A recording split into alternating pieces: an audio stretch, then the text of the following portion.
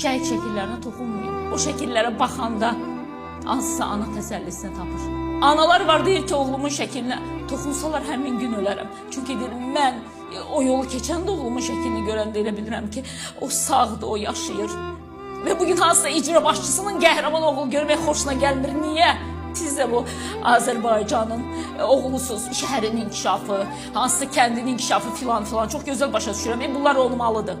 Amma mütləq şəhid şəkillərinin kəsilməsi üzərində olmalıdır. Toxunmayın şəhidlərə.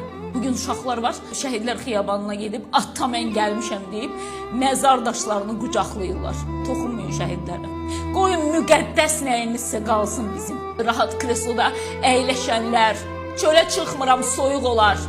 Atanın balası, necəsən, yerin rahatdır deyənlər zaten anlamaz ki, şəhid nə deməkdir.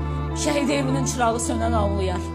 İki balası eyni vaxtda dünyasını dəyişmiş gətirilən ana ata anlayar. İcra hakimiyyəti başçılar, ürəyiniz mi ağrıyır yol gedə-gedə şəhidlərimizə baxanda?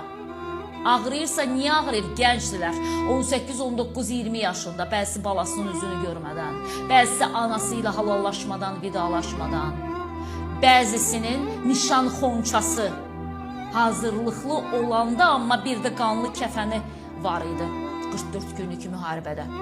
Onları mı düşünüb ürəyiniz ağrıyır, yoxsa şəhid şəkillərini ərazidən götüzdürüb orada böyük bir supermarket tikdirmək istəyirsiniz, orada böyük bir mağaza tikdirmək istəyirsiniz, qəhrəmanlarımızı unutturmağa mı çalışırsınız? Onlar qayıtmayacaqlar bir daha geri. Amma onlar əbədi qalacaqlar Azərbaycan tarixində. Niyə? Çünki qəhrəman.